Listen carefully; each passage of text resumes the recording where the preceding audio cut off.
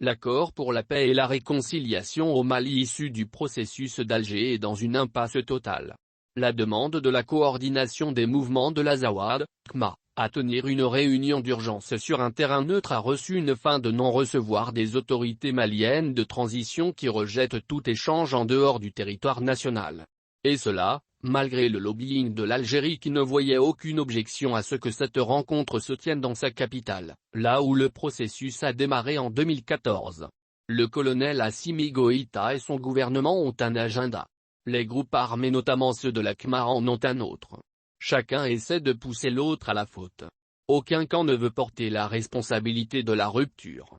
Les semaines, voire les mois à venir pourront être décisifs quant à l'avenir de l'accord issu du processus d'Alger. Si les colonels tentent de conserver le pouvoir, ils ouvriront un autre front avec le pari de récupérer Kidal. Par contre, s'ils veulent partir en organisant les échéances électorales, ils ménageront les susceptibilités dans la gestion du dossier de l'accord. Chacune des deux options comporte des risques et des inconvénients. La première option peut drainer derrière les autorités une frange importante de l'opinion. Un soutien populaire dont il est difficile de prédire l'ampleur pour deux raisons fondamentales. La première est relative aux effets néfastes de la cherté de la vie sur les populations. La seconde concerne le grand clivage existant entre les forces sociales et politiques du pays. Dans un environnement sous-régional et international quasi hostile au gouvernement de la transition, cette option comporte des risques majeurs pour la préservation de l'intégrité territoriale du Mali. La communauté internationale et les États de la sous-région craignent toutes les conséquences dévastatrices d'une rupture brutale de l'accord sur la stabilité.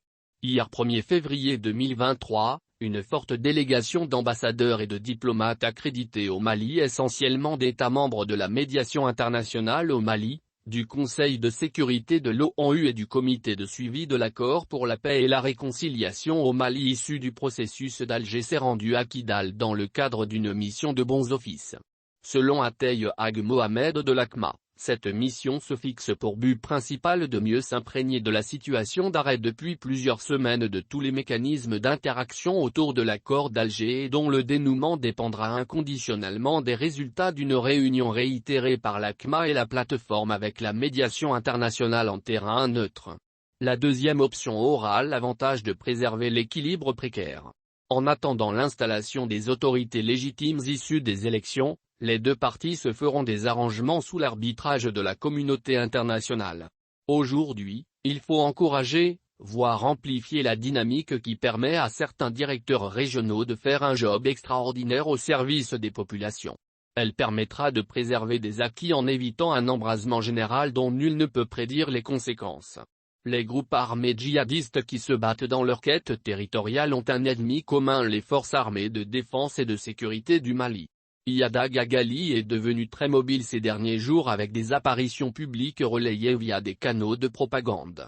Revisitons ses propos tenus, le 24 septembre 2016, par le président de la Convention social-démocrate CDS Mogotiguia Mamadou Bakary Sangaré d'Iblaise.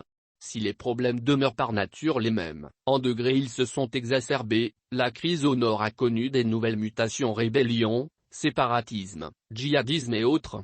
En somme, un fantasmagorique jeu des ombres dont les ficelles sont tirées par l'étranger et dont la résolution du puzzle réclame surtout plus d'intelligence politique et de doigté diplomatique, que d'armes et de munitions.